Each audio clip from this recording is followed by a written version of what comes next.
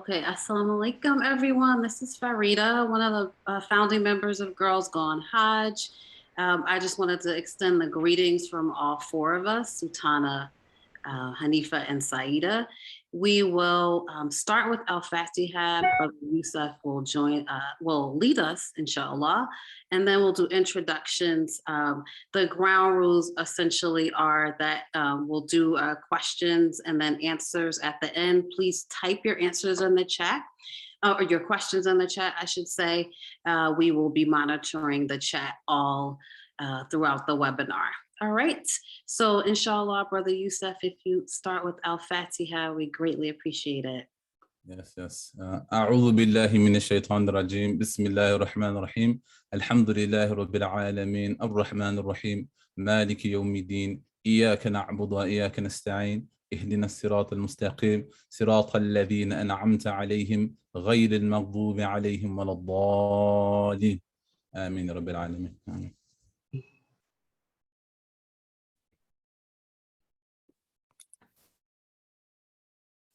So welcome. Let's start with our introduction. So we're going to introduce who we are. We are Girls Gone Hajj. So Hanifa, if you want to start with introduce yourself. Assalamu alaikum, everyone. This is Hanifa. Assalamu alaikum, everyone. This is Sultana. Assalamu alaikum, Saida. Unmute yourself. All right. And you heard from Farida. So I'm going to introduce our mission really quick. So Girls Gone Hajj is essentially an apparel company that was started by the four of us. We are four childhood friends, all hailing from Newark, New Jersey. We were blessed, alhamdulillah, in 2009 to perform Hajj together. And out of that bond that was formed or further cemented, we created a Hajj-inspired t-shirt line. Girls Gone Hajj is a collective of ideas that originated when we accepted the responsibility of hosting a celebratory event for Muslims fulfilling their Hajj rights. And our mission is to create an awareness of the obligation of Muslims to perform Hajj, the fifth pillar of Islam, as soon as possible. In 2020, we revived our t-shirt brand, incorporating our additional designs and merchandise.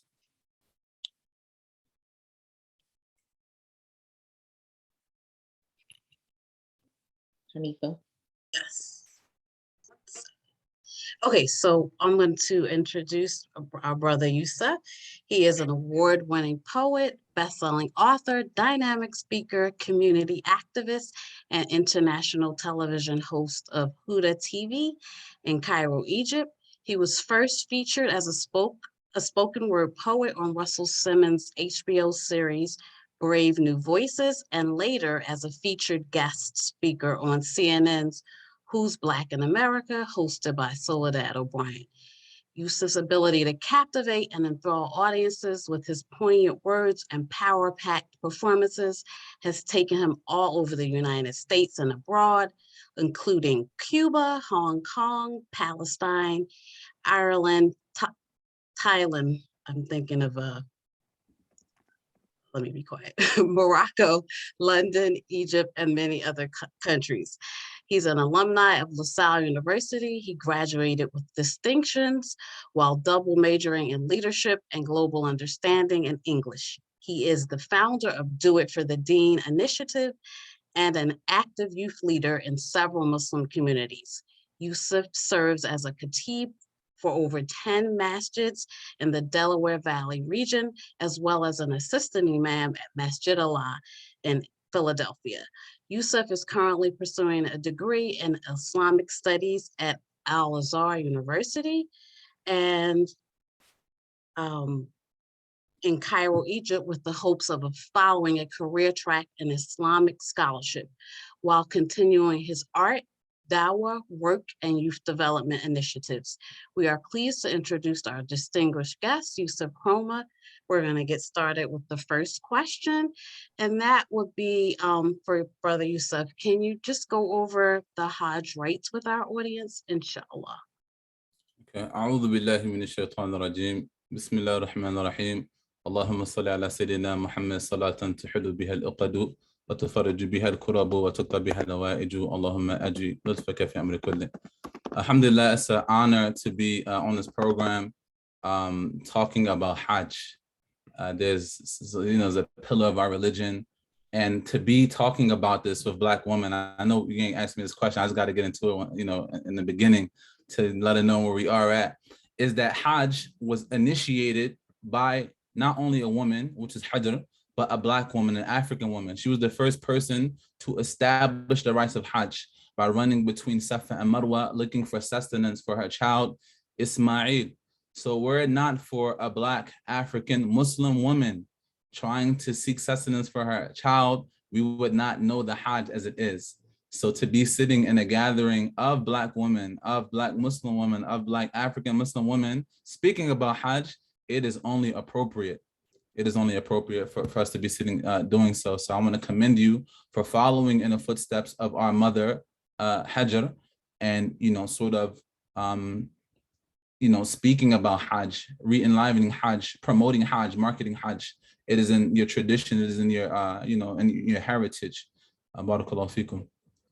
So the Hajj refers to the annual pilgrimage, Arafat Minna, during the second week of Dhul Hijjah.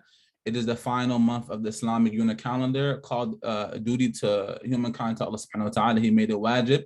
It is the fifth pillar of al-Islam. And in recent years, the Hajj has attracted some 2-point-something million Muslims annually, approximately we're talking about 160 countries. So all adult Muslims with proper intentions, adequate resources, good health, and sound mind are required to perform this duty at least once during their lifetimes. So the rulings are that the person has the niyyah to make Hajj, that the person has the adequate resources, they have their finances intact, that they are of sound health and sound mind, and meaning they're able to do so, and they're obligated to make Hajj. Other pilgrimages do exist in Islam, such as Umrah, but this is separate from Hajj. Hajj is obligatory and Umrah is completely voluntary. So the Kaaba is the vocal point of the Hajj, which is it has the black stone inside of it. It was a pilgrimage site long before the time of Muhammad sallallahu alaihi wasallam. So what many people don't know is during the early years of the Prophet sallallahu alaihi wasallam, he used to hate the Kaaba, not the Kaaba itself, but he used to hate being around the Kaaba because of the things that would happen. They would drink at the Kaaba. They would kill each other at the Kaaba. They would just do obscene things at the Kaaba, such that Safa and Marwa, it is said that were two men and women during the time of Jahiliyyah. It was a man and a woman, and they got together and said, you know what? Let's fornicate right by the Kaaba and let's see what happens. So they said that they tried it, and Allah Ta'ala turned them to stone right there in that spot. And the names of these two individuals were Safa and Marwa. So even in Jahiliyyah, people had a deep reverence for the Kaaba, even though they didn't necessarily believe in Tawheed. They knew that Allah protected the Kaaba because they saw what happened to Abraha when he tried to stone the Kaaba he tried to destroy the Kaaba, and Allah Ta'ala pelted him with hot boiling clay. So people, they bore reverence to the Kaaba. So these rituals reenact the events, the lives of Ibrahim alayhi salam, and the archetype for Islam is the founder of monotheism, of Hanifa. He was the builder of the Kaaba with his wife, our mother Hajr, and their son Ismail. Collective and individual rights to the site not only replicate the actions of the Prophet Muhammad ﷺ, but also recall the sacred movements of pious biblical prophets who predate Islam as well. So prior to Hajj, pilgrims would undergo ritual cleansing that separates them from their profane individual and cultural identities, and also allows them to enter into a sacred space with unified people. There is no distinction between the rich and the poor, the white and the black. Your class doesn't matter. Everybody is dressed in the same garments. Everybody presents themselves in a humble way before Allah subhanahu wa ta'ala. So the initial rite, getting to the rites of Hajj, is tawaf, which is includes a sevenfold circumambulation of the Kaaba, and is followed by running, which is sa'ya, a pilgrimage between the Til, Safa, and Marwa. And this action recalls Hajj's frantic search for water. The apex of the Hajj is the standing of all pilgrims on Mount Arafat from noon until sunset, as they pray individually and collectively to their one God, Allah subhanahu wa ta'ala. Now, after sundown, all spend the night at Muzdalifah before the next day's ritual performances of the stoning and the sacrifice at Minna. Both actions reenact the sacred drama of Ibrahim's attempted sacrifice of Ismail. There are so many lessons that we can talk about within this story, but I just want to answer the question, inshallah ta'ala. So pilgrims throw 7 stones at the pillar representing Shaitan, who tried to divert Ibrahim from God's command to sacrifice his son. So the sacrifice to celebrate God's substitution of a ram for Ismail. This is a sacrificial site, is embraced simultaneously by pilgrims and Muslims all over the world, and gratitude for Allah Ta'ala's mercy. After the sacrifice, pilgrims may perform another tawaf and sa'i, and then gradually re-enter their spaces by cutting off or shaving their hair and assuming their regular dress. So these are the rites. The Islamic pilgrimage preserves, elevates, and reinforces collective and individual Muslim identities in a constantly changing world. So there's so many benefits of this Hajj. Just one benefit, if I can pull out, is that whenever you find in the Quran, the Sunnah of Allah is that whenever people come asking Allah for dua, asking for mercy, asking for forgiveness, that He will always instruct them to make a sacrifice. And this is something that we will see in our traditional West African Islamic heritage, that our forefathers, our grandmothers and grandfathers, that they will make sacrifices for us, sacrifices for barakah, sacrifices for good health, sacrifices for rizq, and they will make it to Allah Ta'ala and distribute the meat. And it's something that I believe that as African Americans, we should bring that back into our practice, for the blessings of our families, for good health, for the removal of the evil eye, for any of these things, that we will make sacrifices and give the meat out, distribute the food out to people that need it, inshallah ta'ala. It's something that I was reflecting upon this morning. So sorry for being long-winded, but inshallah. Alhamdulillah. I love how you brought in, and thank you for reiterating about Hagar, Hajar's, how that really initiated the Hajj. And so thank you for pulling that in. And we're so thankful to always be reminded, as African-American women, to hear that and how proud we should be of that effort. And I also love how you pulled in the West African, because I know that is your background as well, right? West African, your parents, and that is your heritage. And even not with the African American, what we need to really be doing for the rights, even if we're not there, right? So you brought up some of the rights. So you talked about some of the rights. So what are some of the resources that people can look for? So if someone does not know about Hajj and they're looking to, actually start to embark on this journey, what are some of the things that they can book? Is there books or websites? What can they look for? That's a good question. There's a book by an author. His name is Ibn Ashir, and the book is called, in English, how would you translate? Murshid Mu'in, a guidance for the help for the one that they're seeking guidance. I'll find it's on Amazon.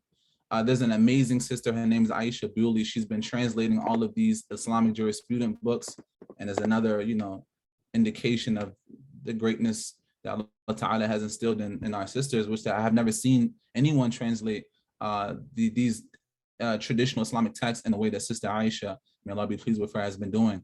So the book is called Murshid Mu'in. I'm going to see where it is on Amazon, and I'll put a link in the group chat. And this book, it covers, not only does it cover Hajj, but it covers, it gives a basic understanding of Islam, wholesome Islam, from all the way going from Tawheed to Salat to Hajj, everything in a very short text. And it's actually in a poem. So what these scholars used to do is they would put all of this dense information into poetry, and that way the kids can memorize it at a young age. So by the time they become a puberty, they already have memorized all the things that they need to know. So this book will give you Hajj, it will cover Hajj, but it will also give you some other information. Let me find this link. Murshid Mu'in is called. I need to figure out what it's called in English. Guidance. Murshid Mu'in is called by Ibn Ashir. So if you just type in Ibn Ashir, you can find it. Bismillah. The concise guide to basics of the deen. And now I'll put the link here. Okay, wonderful. And do you know of any websites or any other type of resources? That would Yes, be helpful. I know Sheikh Omar Suleiman has a program, yes, on YouTube, Omar Suleiman. He has a program where he covers all the rites of Hajj, and it's very, very comprehensive. It's in an easy to understand manner. He's a pretty good speaker, so it's entertaining as well. So Omar Suleiman, he has one on YouTube as well. I'm going to include that. Nice. All right, alhamdulillah. Thank you. So one of the things, Brother Youssef, that you mentioned when you said about putting it in a poem so that young people, right, could know what they need to do. One of our questions is many people think that you have to wait until you're older to make Hajj. So we were blessed to make Hajj. I don't know if anybody wants me to tell it. Well, I'm not going to tell that exact age. We were in our 30s. I'll just say that, right? Alhamdulillah. So many people think that you have to be older. What words of wisdom would you give to those who are 30 or younger to make Hajj now? So one of the people that will be under the shade on the day of judgment, Allah Ta'ala said there are 7 people that will be under the shade of Allah Subhanahu wa Ta'ala on a day where there will be no shade. And to sort of elucidate like how serious this day is going to be, it talks about how the sun is going to be within a mile's distance of us. And people will sweat to the degree that they will form the equivalent of like the body of an ocean of water out of people's sweat and perspiration. So on this day, there will be few people that have shade, 7 categories of people. And one of those categories are people that grow up in the worship of Allah subhanahu wa ta'ala. A young man or a woman, or young men and young women that grow up in the mercy in the worship of Allah subhanahu wa ta'ala. So the best time to make Hajj is when you're young and able-bodied. For many reasons. One is that when you begin your life off in this manner, Allah Ta'ala will allow the continuation of your life to be easier. It will allow the taming of the nafs to be easier. So yeah, I would not wait until I'm old, elder to perform Hajj, because it is even physically is more difficult. It's more difficult. You can do more worship when you're younger. You might want to make Hajj and make a few umrahs for people. You can pray to Hajj later. So some of the ulama, they would say, I wish that I could return back to my younger days, not to have fun or to party, but just so I can pray more. So that's one of the benefits of being younger. I know when you go to Hajj, you see old people struggling, and not because they didn't want to come when they were younger. They've been saving up their entire lives. Some of them are crawling. Some people are, dragging other people along. Safa and Marwa, and making tawaf, literally dragging them or carrying people on their backs. So if Allah Ta'ala makes the means available for you to do it, especially for us in this time, in this day and age of COVID-19 and COVID-20 and Omorion or Omicron or whatever the different names they got for it, we don't know how long we're going to be able to do so. We don't know how, if Allah Ta'ala is going to allow us to do it. So if you have the money, you have the good health, make the niyyah and go, because the last days are coming. So may Allah Ta'ala make it easy for us. I have made my intention, inshallah Ta'ala, to go this year if Allah Ta'ala makes it feasible. I mean, inshallah. And, that's a really good point about even making it younger, because you can even gain even more barakats when you're at Hajj. If you're, helping others who are, maybe in a state, and maybe you're helping them to complete their rituals. I mean, can you imagine the amount of barakats that you're going to be going to receive? So that's another way of looking at it as well. So that's a good point. So, let's see. So then you had talked about, we're going to go into another point. So you had brought up another point about finances. And so we asked this question. To people. So then, we always say that, we want to, debt, you have to be debt free. And is that, can you give us a little bit of your interpretation of that? Yes, when we talk about debt free according to the Sharia, a lot of people make a mistake of misunderstanding this term. In Islamic jurisprudence, what debt free means is that the debt or the bill is not due upon you at the time. I'll clarify. For example, Sister Sultana, if I owed you $500, right? And our agreement was I'll pay you $50 a month until this $500 or $5,000 debt is removed. Now, if I want to go to Hajj in February, and our agreement is that every first of the month I pay you, and I paid that $50 on February 1st, I'm good. I'm not in debt. I don't owe you. You know, so if you have $80,000 student loans and you are paying those student loans monthly and it's not due, it's not overdue, I should say, then you're debt. You don't owe debt. So if it's the outstanding debt that this ruling is referring to, if you owe debt, if you owe, brother Jamal, $10,000 for the past 20 years, you ain't paid $1 to it, you can't be making Hajj on Instagram, brother, because your Hajj is going to be null and void, and brother, he's going to see you about something on Juma. So this doesn't make sense. It's fair. It's not fair and just. So to pay your debts when it's due, and then you're free to go. That's a really good point, because a lot of people do go and feel like, okay, I need to have my mortgage entirely paid off before I can go. And so I think that mindset kind of stops people from actually or waiting to perform Hajj, because they think that they need to be totally, clear and free. So thank you for bringing that up. So we are, we want to, I guess I want to take the time. I know we have another question, but I want to see if we can take the time out. If we want to open it up to questions for people, there is a Q&A, or you can raise your hand, because we do have another question, but I want to say that a little bit towards the end, because that gets more into kind of what you do, Youssef, and we just want to hear a little bit about that as well. So to our audience, thank you for joining us. But do you have questions for our guests? We're going to open it up. Do I have questions? I know we're asking for the audience, okay. For our guests. If they have questions for you. Okay. And I just included the link for Imam Omar Suleiman. Okay. Great.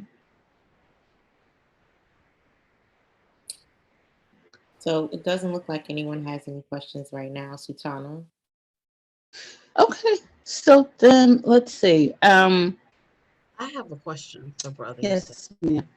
Yeah. Do you find, like, in your inner circle, is Hajj a topic amongst, like, the brothers you're friends with, or we know it's good for us to surround ourselves with like-minded people, and I wonder if there's like a good peer pressure to say, because we notice, even though we're girls going Hajj, we have like very few brothers, that attend, and we open it to everybody because we want everybody to, experience what we experience. So is that like a topic of conversation amongst your friends or your colleagues? I think amongst younger men, the first niyyah, the first intention is to get married. So that would require financial stability. So that's the initial focus. Okay, I have to start a family. Then after I get married, then I can make Hajj. But then after you have a family, you start having children. All right, I'm gonna get my children situated. As I get my kids situated, I'm gonna make Hajj.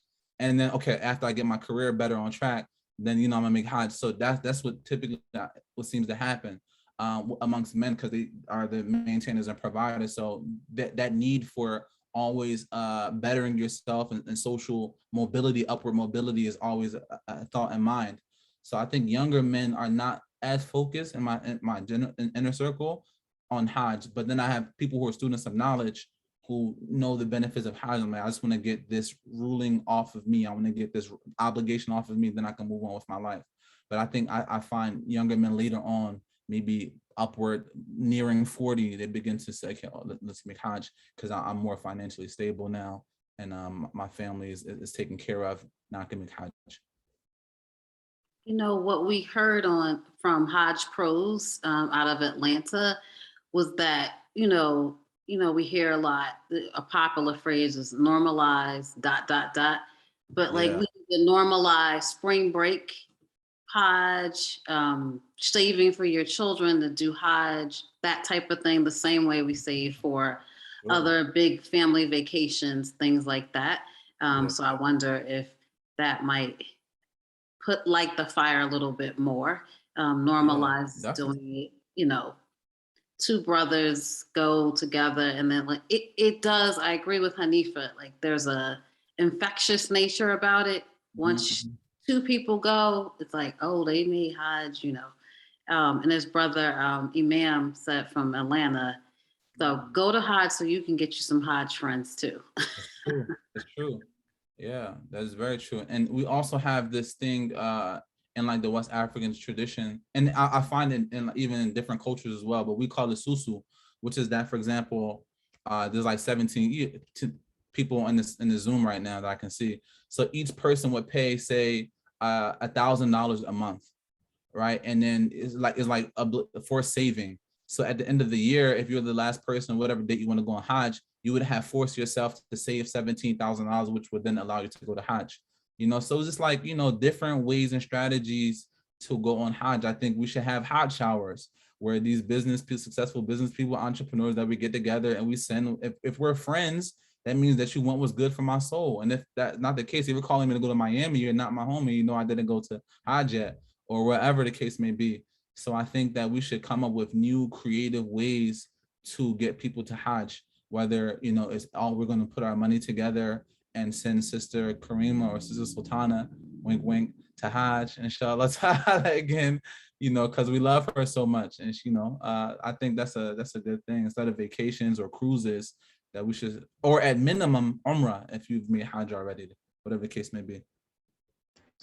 So can you talk about that a little bit? Because I think there are a few hot button topics about Hajj in our community. Maybe it's just the New Jersey community, but that you can't accept fundraising monies for Hajj. Can you just delve into that? Is that true, false? That's completely false. I'm not sure where people got that from. Yeah, you can absolutely receive fundraising money for Hajj. If they're talking about not knowing where the income came from, whatever the case may be, perhaps that. But as far as I know, sadaqah could be accepted to go to Hajj. So as long as the money is halal and tayyib. But also there's something called ghulu fi din, like, which is extremism. If somebody offers you money to go to Hajj, you're not going to be like, yo, let me check your bank statements or let me go into intricacies of your business. That's called ghulu, extremism in the religion. So you don't do that. And it's insulting as well. It's like going to someone's house and, is that halal? Like, brother, like, you're doing the most, just relax, take it easy. But yeah, there's no problem with that as far as I know. I have a question from Sister Fala. I think it came directly to me. Do you know if there are any restrictions this year to make Hajj? I mean, no, as far as I know, the only restrictions are that you have your vaccination. There's a systemized way of entering the Kaaba. You have to have permission. It's all like electronically.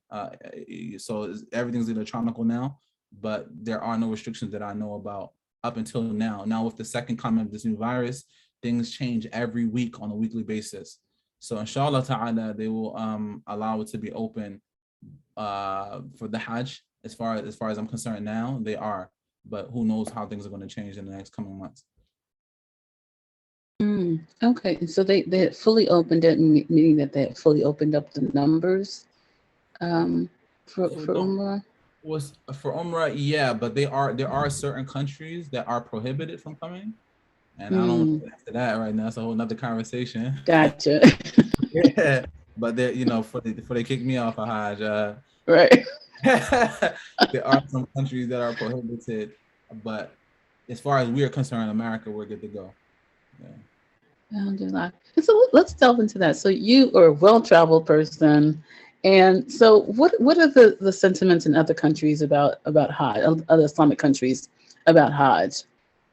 Like, I know, was it Malaysia that we went to, where they had like this building that was a Hajj building.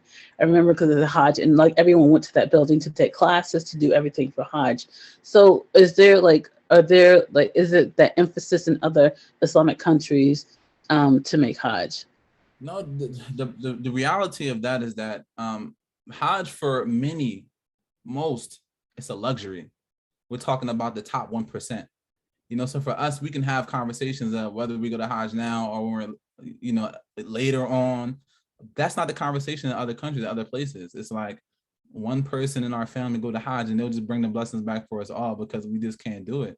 you know, or you'll find elder people going to Hajj much later. So for us, wallahi, we're blessed. Like they consider coming to America like they're hitting the lotto, like a 1 in a trillion lifetime chance to just have this financial opportunity and the resources that we have.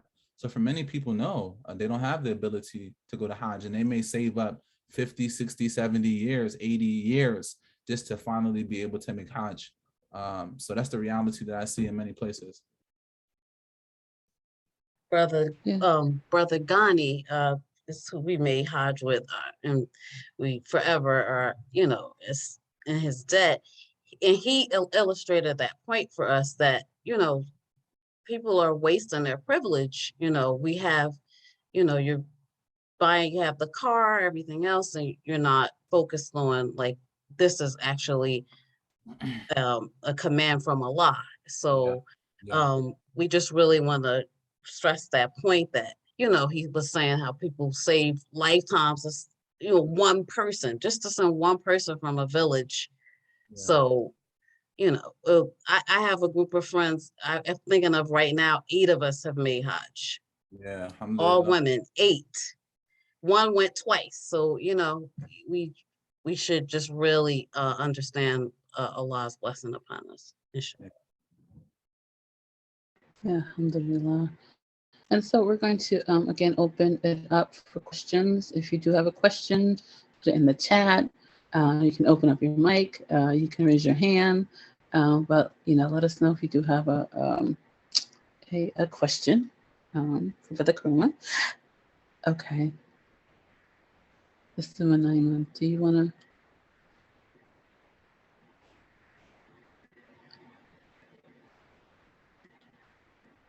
I think Any Food's on mute, but I can. Can you unmute her? Yeah. Assalamu alaikum. Wa alaikum assalam. I don't have a question. I came on late and I apologize for that. But I just wanted to say, I know Hajj was much cheaper in 1985 when we went, but it was also rougher. You know, you didn't have the Burger Kings and all that other stuff, you know, that, you know, it seems to be easier, nor did we have a hotel to stay in. But my thoughts is that sometimes there's ways to save the money that, you know, you might not have thought of. I happen to have a job that takes money out for different things. And at that time was able to, you know, they have a Christmas club. Sometimes they have a vacation club, holiday club, and you could actually have the money automatically taken out of your account, which is what I did.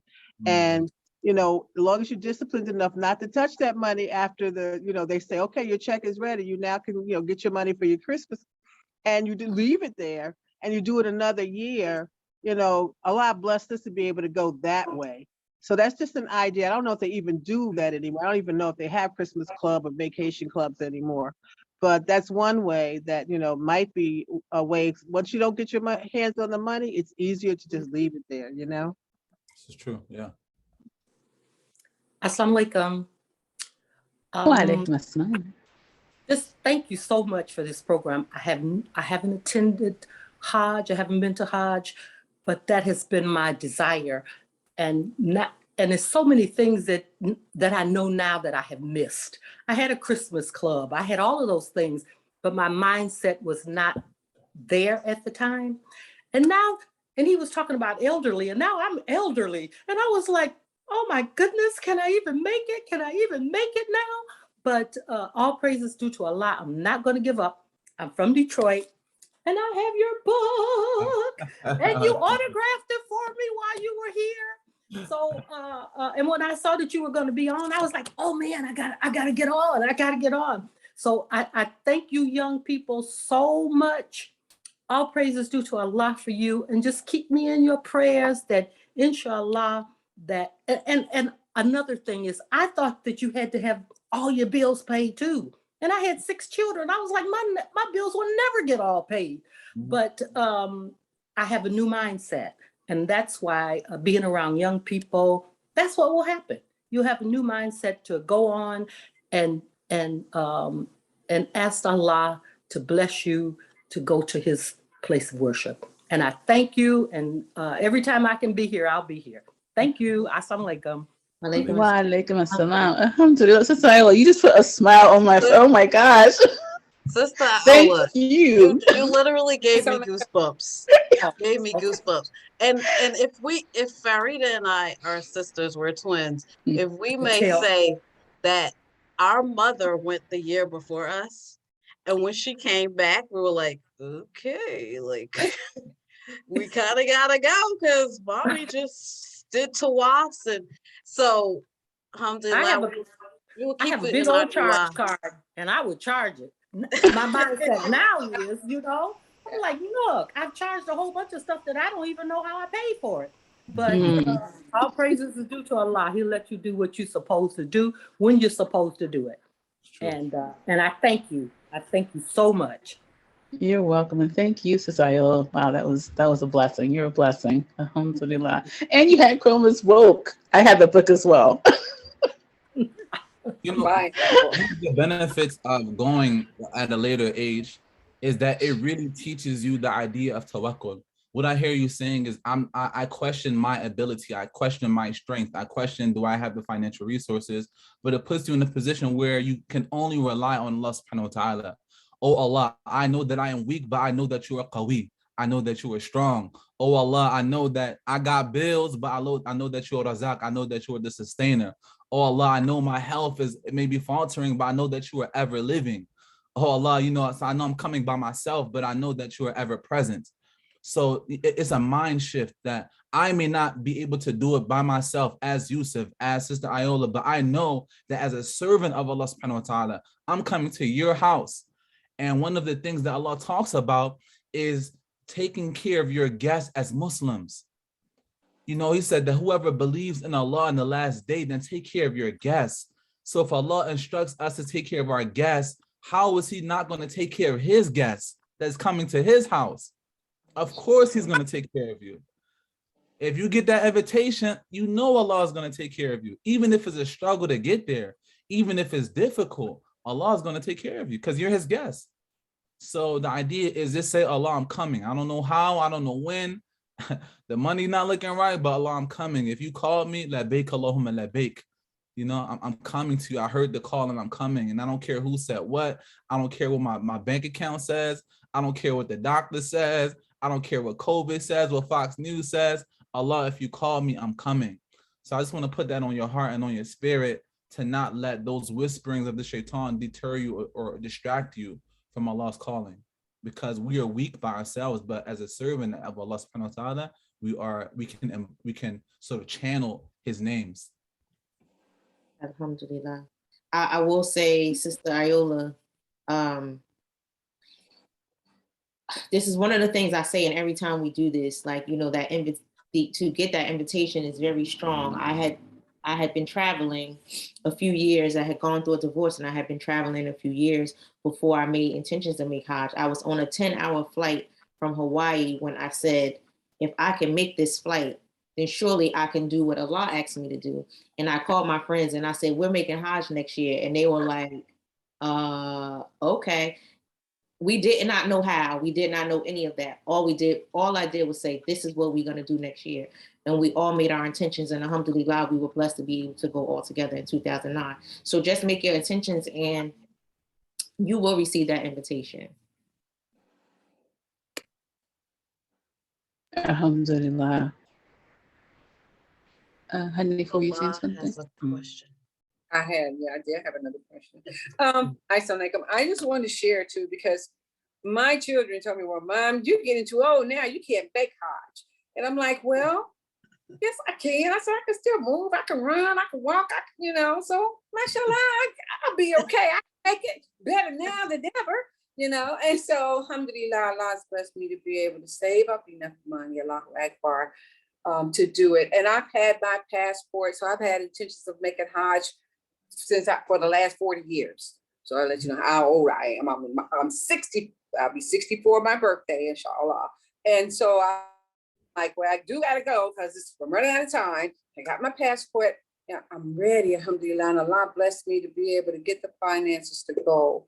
And I kept saying I didn't want to go unless I knew that my heart was right too, because I don't want to go but one time, inshallah. If the Allah bless me with the opportunity to go after that, Allahu Akbar. But just to make it that one time for that whole purpose, for Allah Ta'ala, that's been my biggest desire, my biggest dream. And so I just wanted to share that and just know I pray Allah we can go. I'm not scared of COVID or anything else anymore. I've had it all. I'm done. So alhamdulillah, I just pray Allah that I can go. And I appreciate you guys so much for sharing this information and allow me to understand, you know, what it is we can do and not feel like we can't do it because Allah knows best. Allah Alam. Ameen. Alhamdulillah. Wow. This is what we do this for, right? Yes. So this is why we did this. Because it was such a blessing for us, and we want everyone else to know that, you know, you can do it. You can do this too, you know. So that warms my heart that you all are getting something out of the program, and that what we're doing, this lets us know that we are on the right path for what it is that we're doing, trying to educate our brothers and sisters. Alhamdulillah. Alhamdulillah. Assalamualaikum. Wa alaikum assalam. This is Sister Hafiza. I have made my intentions 2 years in a row, but the pandemic prevented me from doing it the previous year. But I also made it this year, and I put down my down payment. But I heard the brother say that everything is electronic now. Could he explain that? And also, what requirements do they need for as the vaccination? If he knows. Yeah, so you have to have proof of the vaccination card that you do have your vaccinations. And again, I'm not sure if that's going to change with the new booster shots, and they just keep changing the regulations with the CDC as time goes on. But as far as now, you have to have proof that you are vaccinated. And this isn't an endorsement of vaccination whatsoever. I'm just letting you know what is the requirement. So yeah, you have to have that. In terms of what's electronic is once you get there, you will fill out some forms that, again, to prove that you have the vaccination and you have documentation, and they will send you a code to your phone that will let you get into the Kaaba. But that shouldn't be your concern. Whoever's your group leader should be able to take care of those things. All you have to do is, I guess, you know, get the right documentation to them, get your down payment in there, and they should handle all of the remaining checks and balances that need to be taken care of.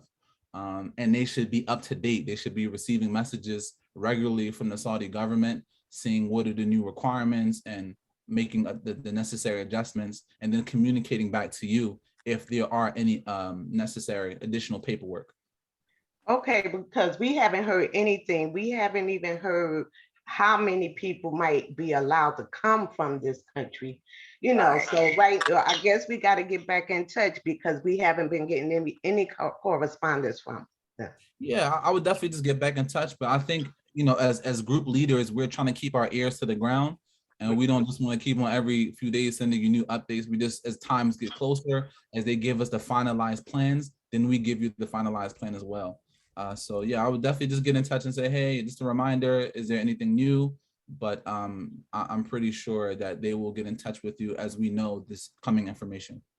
Okay, shukran. Afwan. Alhamdulillah. So we're going to start to wrap up. We do have a question for Brother Youssef here.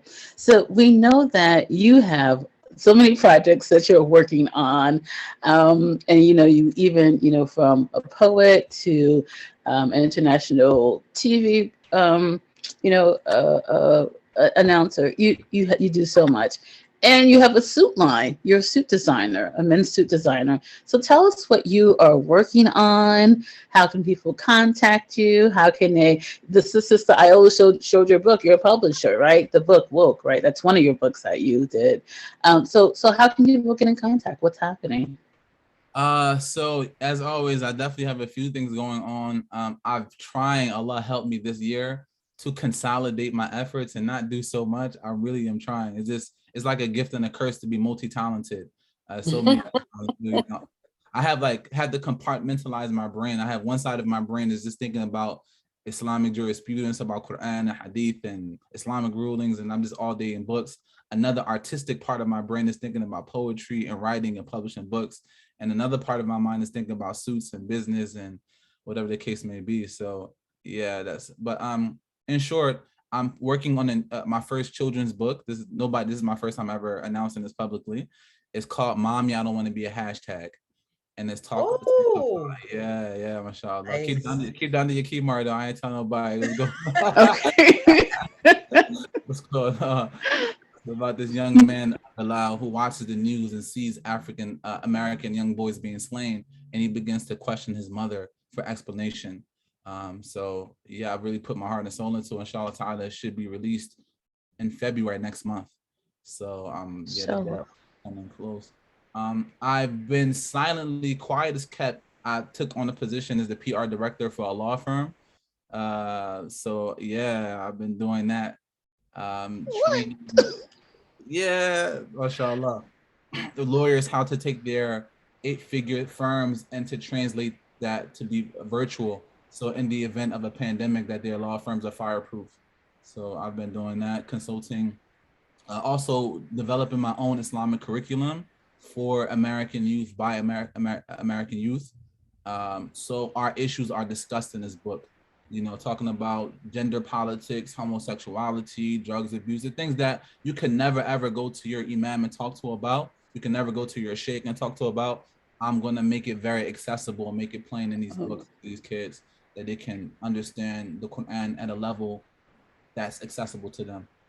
Oh, let me tell you something. I see Marsha, Sister Marsha, Sister Hassana. These are educators, so I know that they would be really interested in, you know, a curriculum like that. That is, yeah, we definitely need that. Absolutely. So I'm working on that, inshallah. And it'll be a textbook series for 8th through 12th grade. So I'm hoping to finish that soon, and then I'll begin to train teachers around the country at different Islamic schools how to teach the books. So I started working on that with American Youth Academy in Tampa, Florida. I did that for about 4 months, and it was very transformative, to the point they didn't want me to leave there. They wanted me to stay there in a full-time position. But I'm like, if my community finds out that I'm here teaching Palestinians and Syrians and I didn't go back home, it's going to be a problem. So well, we have a lot of connects on here, and so maybe we could get you into some of the schools that are here. So yeah, inshallah, definitely. So yeah, that's what I'm working on, publishing books, looking for a place where I can call home for my suits, to open my first suit store up. That's my dreams for 2022, inshallah. Inshallah. Sister Marsha, who's actually the principal of Sister Kara Muhammad School in Newark, says she's about to jump to the Zoom. So that is a connect there. We will connect you both for that. So for sure. Sister Hassana, who's also an educator. So we'll definitely make sure we connect you all. Wow. And then, so do you have a website, or how can people connect with you?